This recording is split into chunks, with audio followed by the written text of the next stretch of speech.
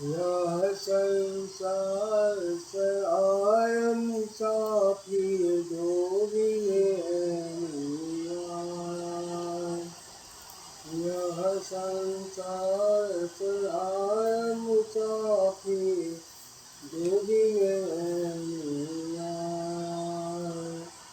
यह संपत्ति में को मत भूलो ये सपने की मार यह संपत्ति में को मत भूलो ये सपने की मार मोहन करुणा बरन करुणा पंथी गाले माया है मोहन करुणा बरन करुणा पंथी गाले माया है बहुत बचा कर पग तू रखना मन में काट बिछाया है बहुत बचा कर पग तू रखना मन में काट बिछाया है भूखे को तू भोजन देना प्यासा नीर पिलाया है भूख को तो भोजन देना प्यासा नीर पिलाया है दुखियों पर तो करुणा करुणा पर उपकार कमाया है यह संसार चराय मुसाफिर में आया है यह संसार चराय मुसाफिर में आया है यह संसार कागज कर पुरिया यह संसार कागज कर पुरिया फूल धुआं जल जाया है फूल धुआं जल जाया है यह संसार चराय मुसाफिर जो दिन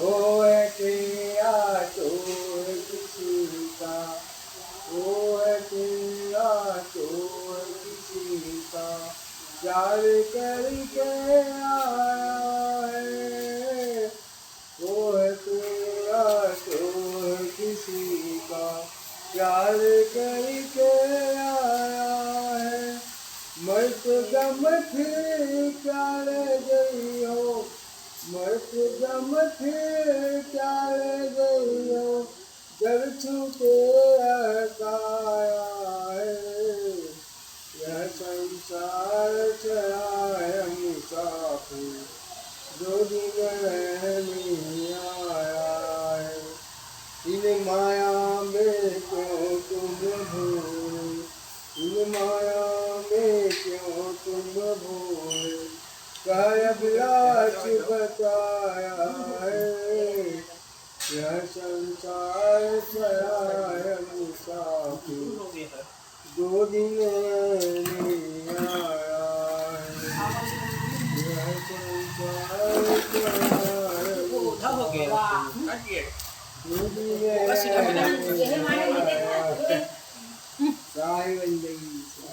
आया बीजक कौन अध्ययन किया कहाँ को हम पढ़े उड़िया रहा तो कहीं का बीजा में पढ़ा कहीं ना वो हर समय कहाँ पढ़ा नहीं जाना हाँ बता जिंदगी को बताएगा भंवर चाल किसको कहते हैं और चाल भंवर चाल चाल माया वो भंवर चाल किसको कहते हैं कहाँ भी कहें शायद माया मोह शब्द है घूमा थे यहाँ जाना है वहाँ जाना है हमारा घूमते नहीं ना मैं घूमा थे क्योंकि कुछ नहीं समय का नहीं जा रहा बबू जाल है बबू जाल बहुजाल हाँ, बबू जाल किसको कहते हैं? वही सारे तक हम नहीं जानते। भूत लगा डबल बता दो तो क्या भुलाए। भंवर जाल और बबू जाल, होते जा रहे संसार में क्या जाल है? संसार में तो अब सोच के अब जाल जाले जाल है जाले जा रहे कोई जाल जाले जाले आ रही है जाले जा रहे हैं पूरा जाल है ये कहाँ पेड़ है बच्चे हमने हैं जाल उसको वो नहीं, क्या जाल है? हो सकते हैं पता नहीं वैसा साखी है। जाल भाई लेना देख, साखी सुन के बताइए। भंवर जाल बबू जाल है, वे बहुत अच्छे कहीं कभी कोई बांसी है, जाके हृदय विवेक।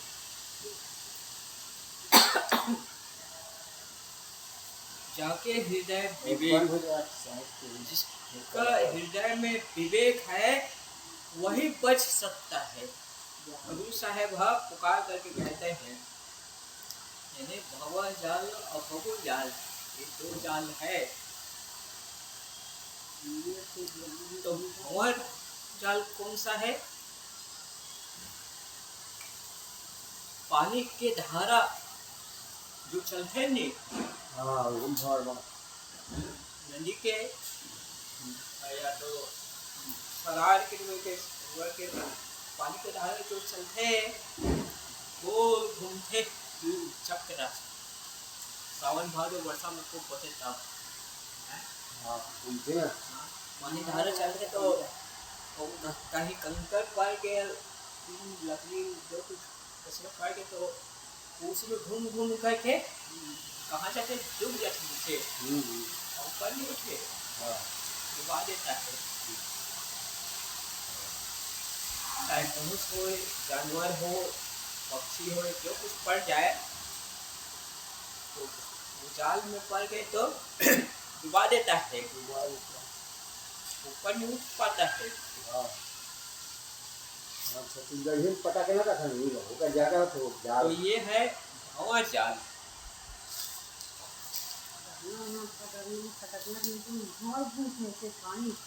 भंवर जाल तो वैसे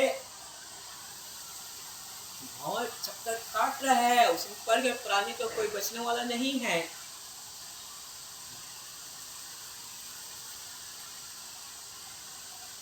अभी हवाई उड़ान में कितने लोग बैठे नहीं थे, जितने लोग बैठे नहीं थे एक कैसे कैसे बच गया, अपना प्रारंभ बचे रहे से, बाकी सब उसमें जल का खाक हो गया। ये भी भंवर ही है उड़ान। तब कहाँ क्या हो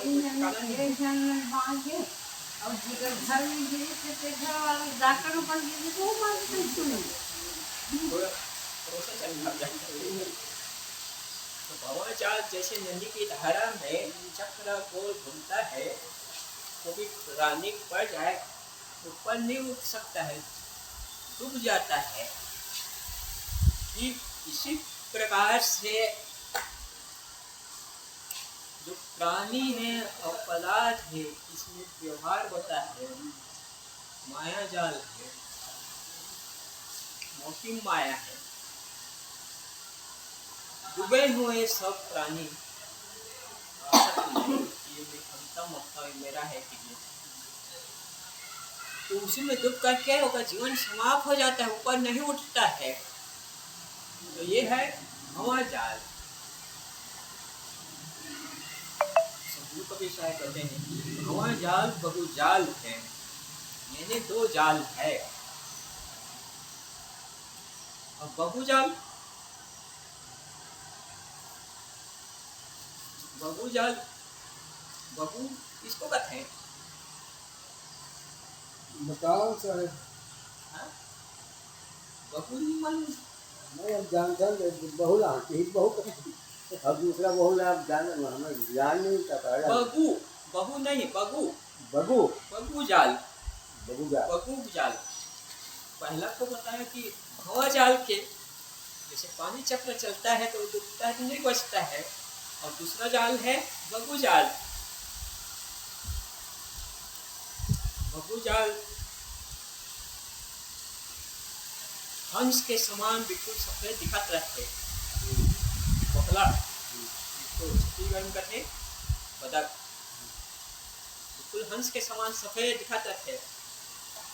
और पानी में तालाब किनारे में बिल्कुल एक आंख मूंद के बिल्कुल ध्यान में चुपचाप बैठे रहता है और एक पहला उठाए रहता है। हाँ, वो बगुला का ओकर ध्यान हा कामे रखे मछली मछली तब आए तो मारे झपट के दूसरे प्राण घाटक के लिए तो ये बगलू जाल बगू जाल यानी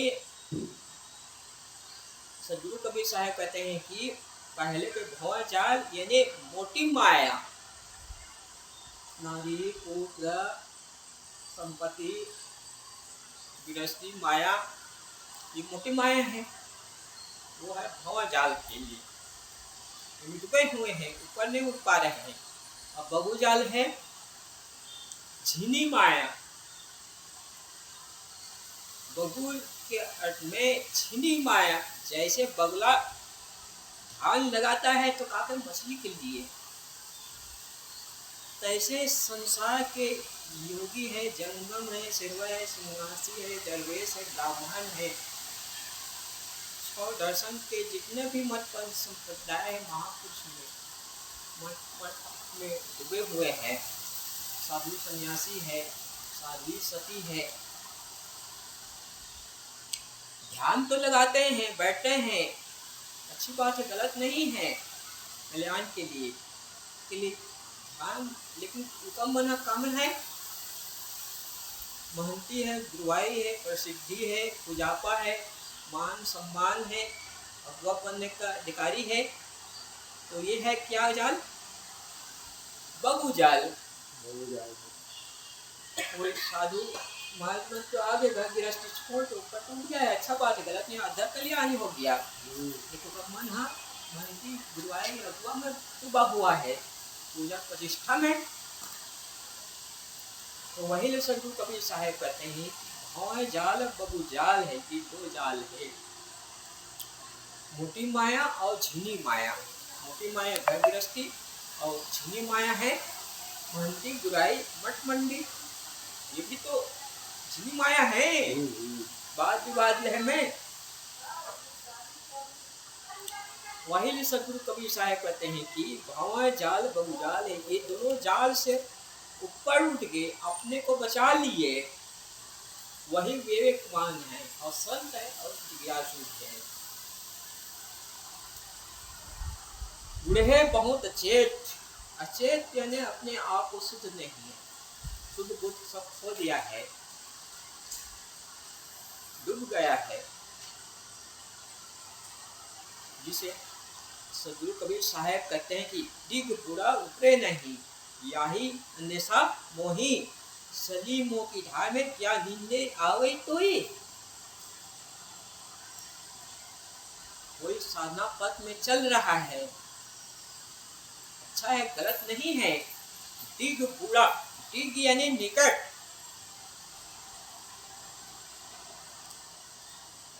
मतलब जैसे तालाब में स्नान करने के लिए जाते हैं कोई व्यक्ति, बिल्कुल पत्थर किनारे होता है, डिग बूढ़ा उतरा नहीं, उतरी नीचे सामने में और उसी के डूब के खत्म हो गए पत्थर सामने में, डिग बूढ़ा उतरा नहीं, यही अगर से वही संदेह आता है भाई, बहुत दूर से तैरते तैरते आ गए तालाब में, इतना गहरा से और पत्थर किनारे बिल्कुल किनारे खाने में निकलने वाला है, पार होने वाला है।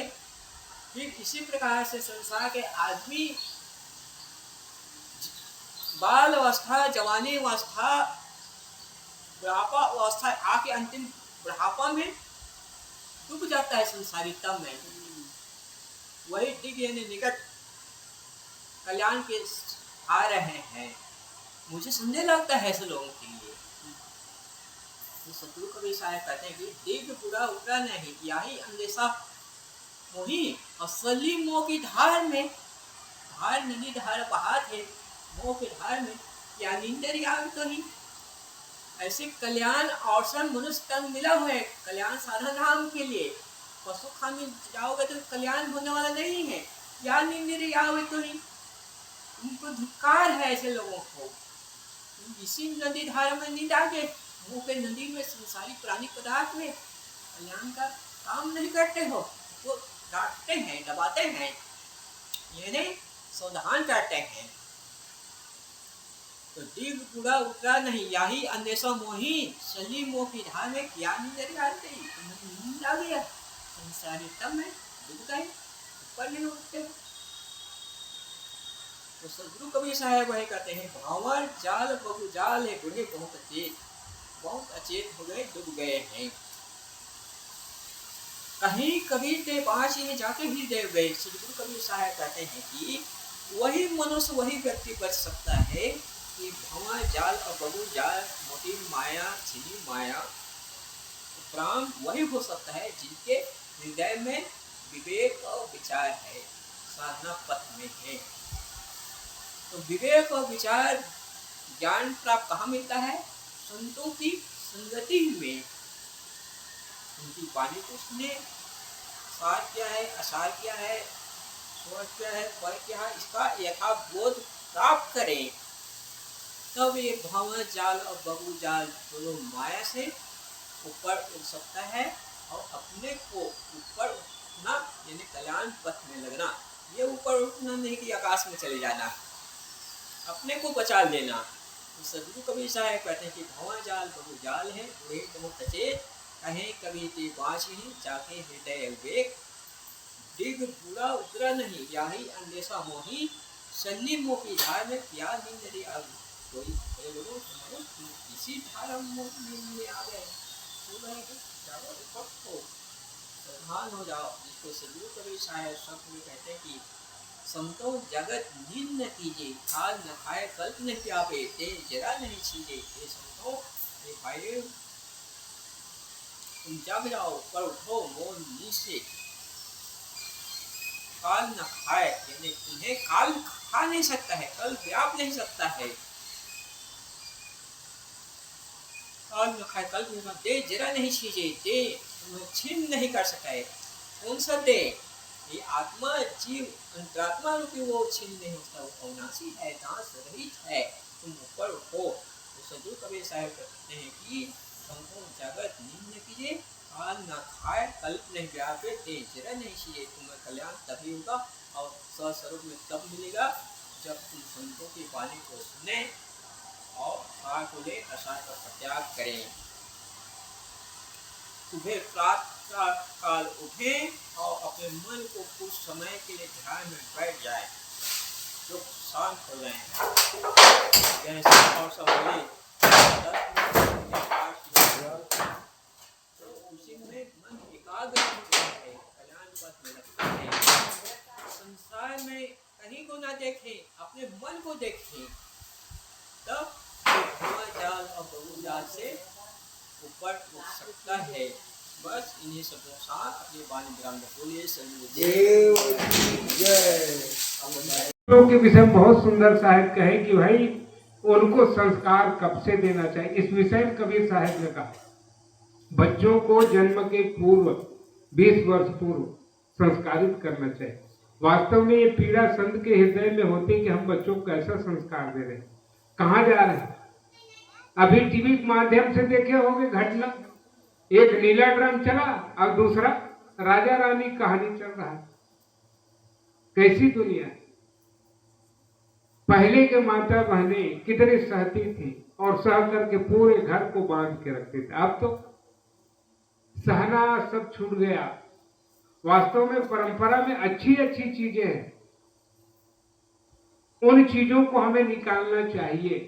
शादी होता है तब कभी गौर किए सील कावर देते, काकू कर घर जिकर घर जात हुई बेटी सील नहीं हुई चटनी पीसे में देते कि नहीं। नारियल क्यों भेंट किया जाता है?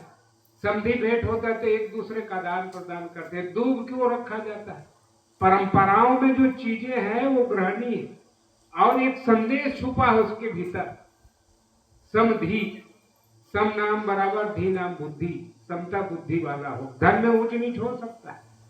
सील स्वभाव को सब साहिब कबीर ने कहा, सीलवंत सब सो बड़ो सब रतनन की खान।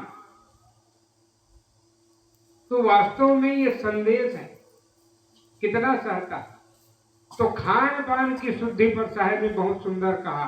और कहावत है कि जैसा खाए अन्न गोठियाओं का जाना था तब हम नहीं बोलो जी, थोड़ा हुंकारू देखकर। जैसा खाए अन्न और वैसा बने, और जैसे पिए और वैसे निकले वाणी। कितना सुंदर। अब कबीर साहब तो कहते हैं गुरु बनाओ और पानी पीजे, अब कक्का जाना छान के पानी पीते। वास्तव में ये हमारे जीवन को पवित्र बनाने की विधा। ये आत्मा जैसे पवित्र है वैसे हमारा जीवन पवित्र हो। कबीर साहब आकाश पाताल की बात नहीं कहे, हमारे जीवन की बात कहे। सूपा को उदाहरण, बाहरी को उदाहरण, कोयला को उदाहरण, लकड़ी को उदाहरण दिए कि नहीं।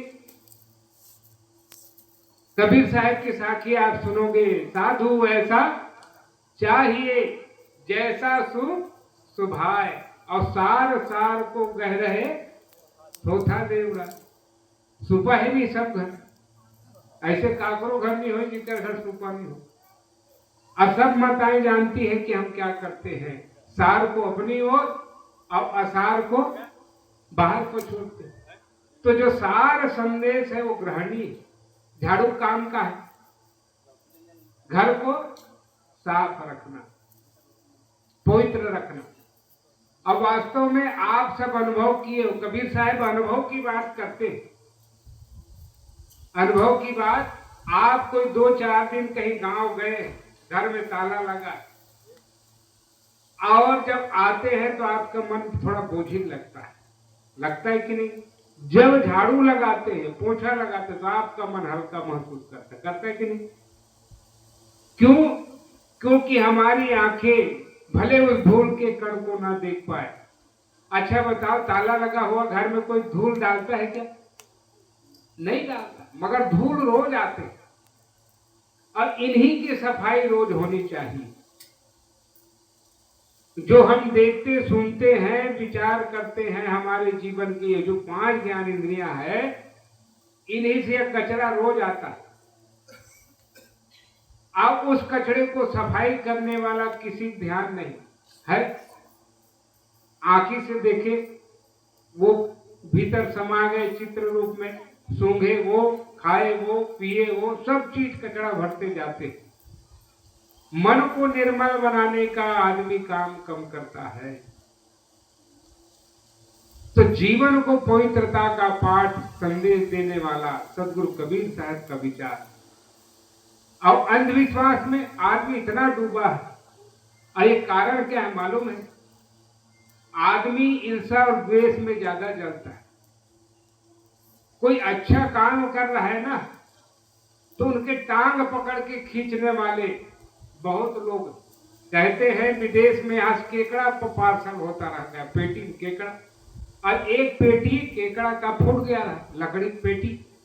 बाहर विदेशों में खान पान इतना रद्दी, क्योंकि वहां ऐसा अन्नहार कम होता। अब धीरे धीरे विज्ञान बढ़ा, वहां भी अन्नहार होता, नहीं तो भारत भूमि जैसा अन्नहार वाला देश दुनिया में था ही नहीं। आज विज्ञान के बल पर अन्य देश कंदमूल फल अन्नहार में आगे बढ़ते जा रहा, भारत पिछड़ते जा रहा। अब आज आदमी के पास देखो, अपने बो रहा है खेत में, अपने बीज नहीं बचा पा रहा, कहां खरीद के जाते। पहले के लोग जानते थे कि भाई हमारे कोठी बीजा रखनगा, आज पराधीन हो गया। वही बीज तुम्हारे से लेगा और फिर साफ सफाई करके रंग पोत करके फिर बेच रहा है कि नहीं। तो आदमी अपने लिए नहीं सोच पाता। और मान लो सरकार रोक दे, हमारे पास अन्न नहीं, खिलाने बस का है, तो तुम किसान होते हुए भी बिल्कुल भूखे मरने कगार में आ जाओगे। तो होना चाहिए ऐसा उचित बीज अपने पास रखे, बोए, काहे पैसा खर्च करें। तो हर कई क्षेत्र है अपने जीवन के।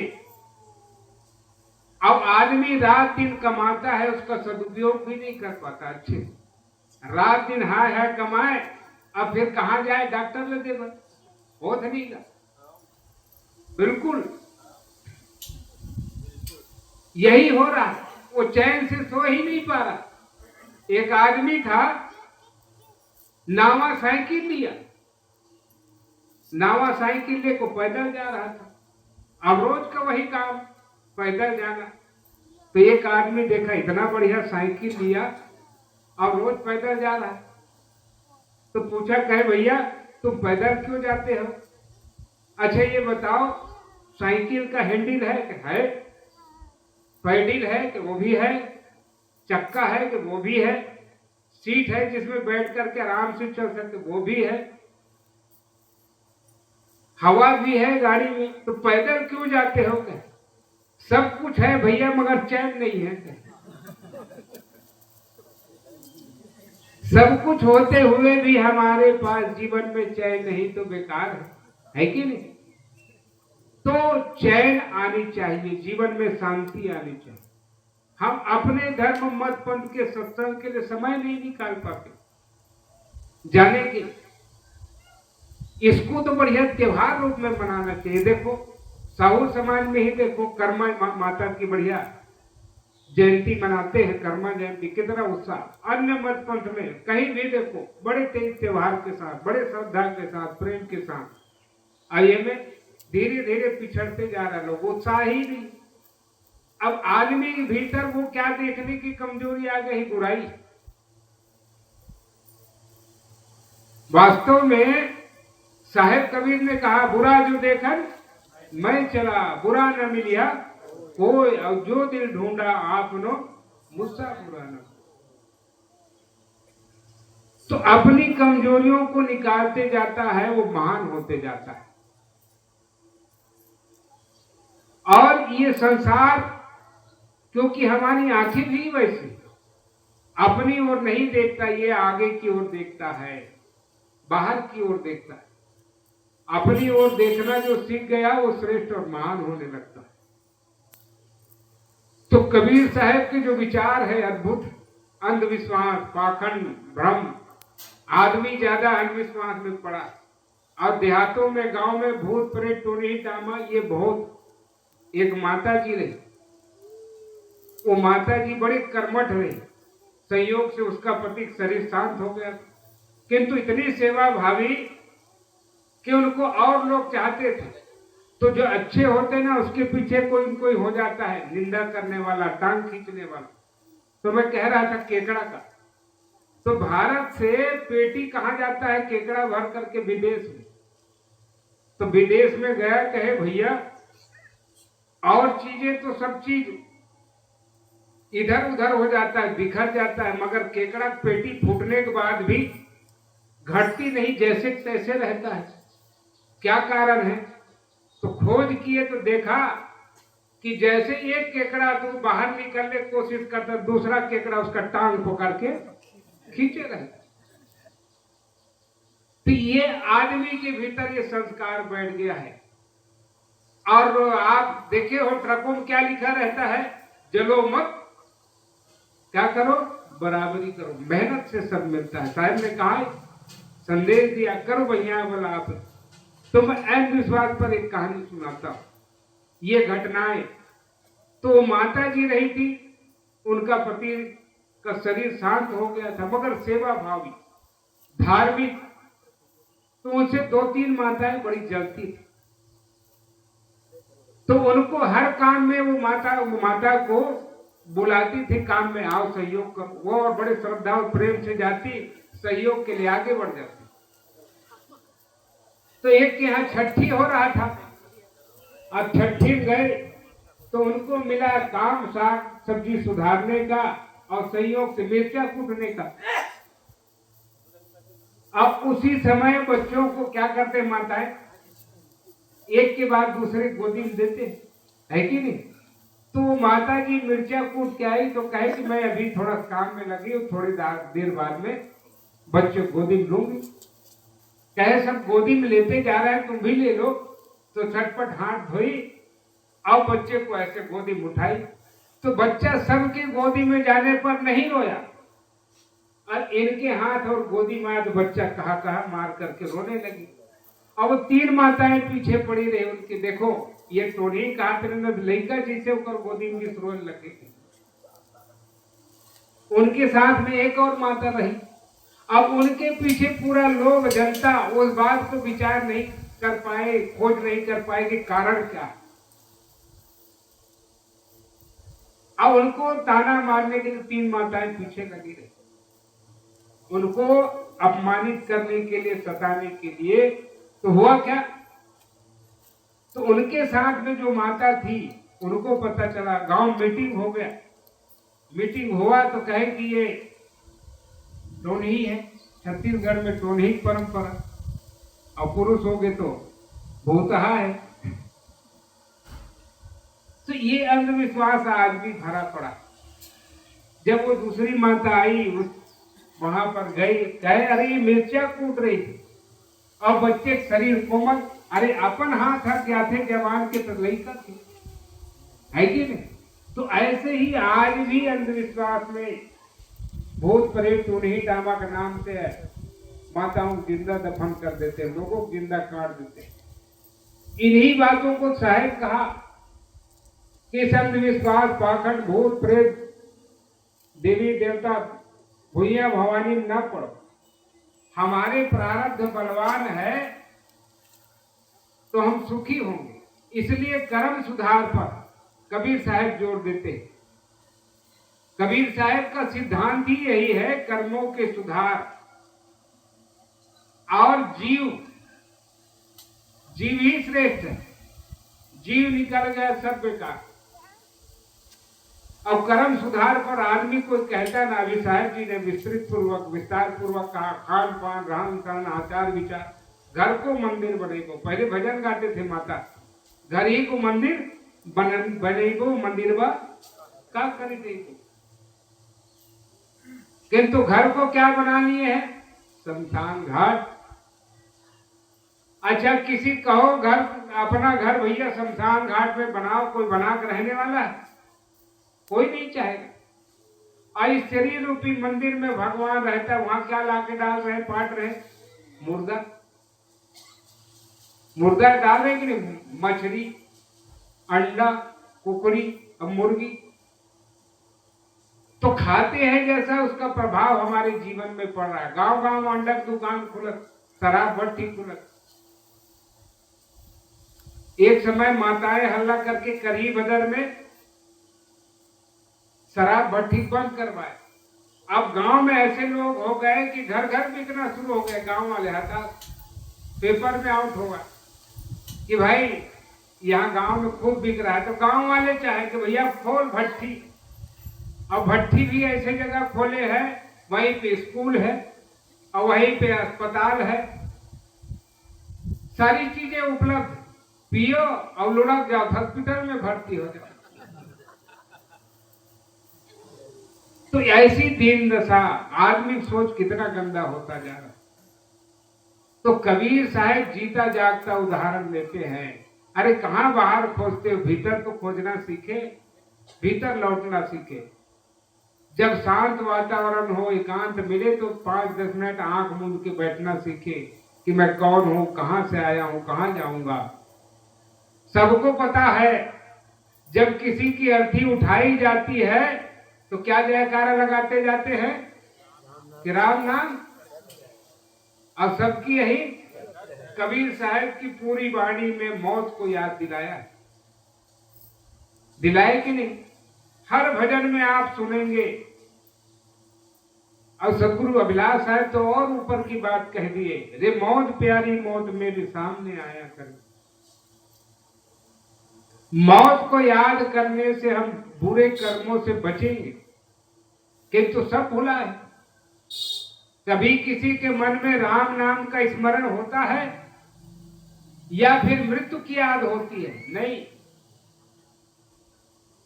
कोई याद नहीं करता, होता ही नहीं। बस शरीर ऐसे ही बना रहेगा, ऐसा लगता है रोज मरते हुए देख रहे हैं, किंतु मन में हमें मृत्यु का भय नहीं होता कि मरने के पहले हम ऐसा काम कर जाएं। साहब ने कहा, कबीर हम पैदा हुए जग हंसे हम रोए, ऐसी करनी कर चलो हम हंसे जग रोए।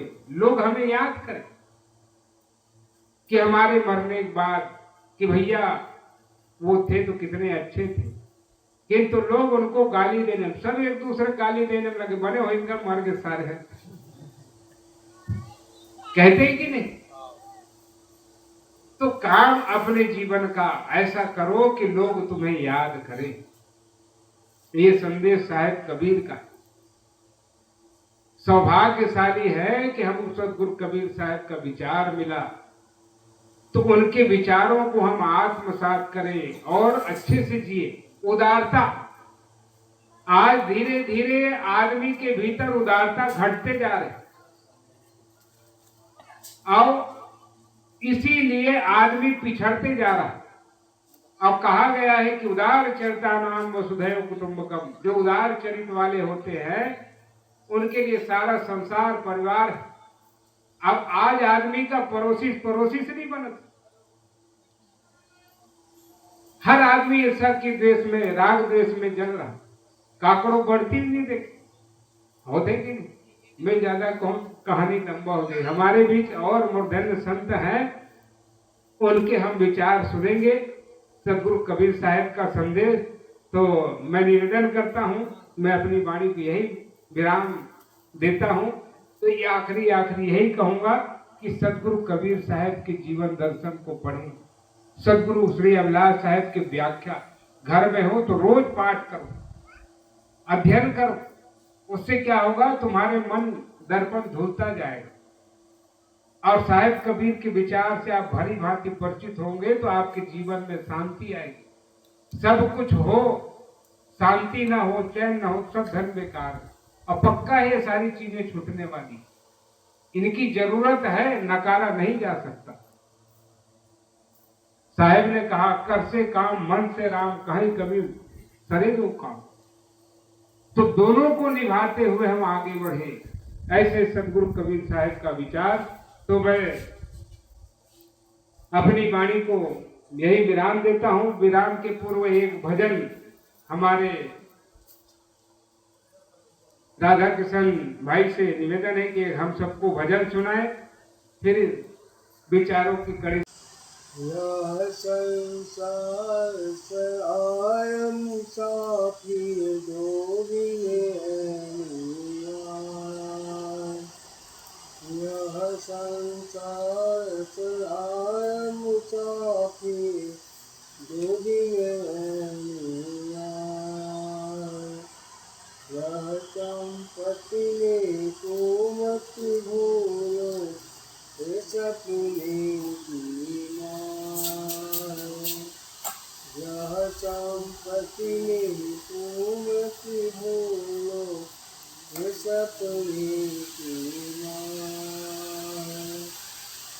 मोहन करुणा बरन करुणा पंथी गाले माया मोहन करुणा बरन करुणा पंथी गाले माया बहुत बचा कर पग तू रखना, मन में काट बिछाया बहुत बचा कर पग तू रखना, मन में काट बिछाया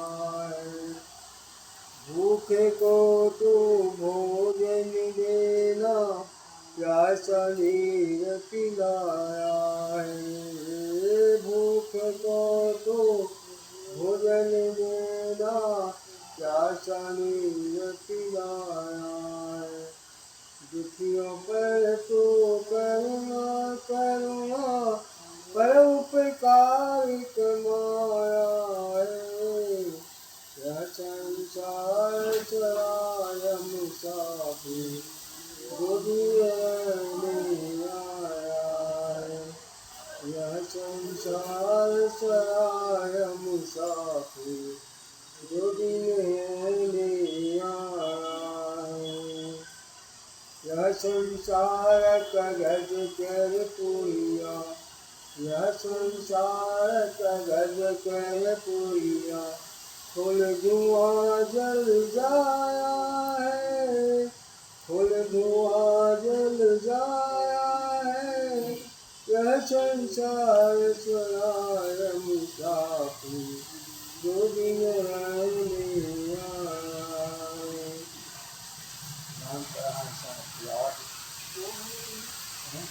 ओ है तेरा चोर किसी का, ओ है तेरा चोर किसी का, प्यार करके आया है। ओ है तेरा चोर किसी का, प्यार करके आया है। मर्द गम फिर प्यार गई हो, मर्द गम फिर प्यार गई हो, जब छूटे काया है। यह संसार चला है मुसाफिर जो दिन नहीं आया है। इन माया में क्यों तुम भूले, इन माया में क्यों तुम भूले, काय अभिलाष बताया है। यह संसार चला मुसाफिर हो गया है। दो दिन नहीं आया है। यह संसार चला वो उधर हो गया, कट गया। दो दिन बस इधर नहीं आया है। चाय बन गई।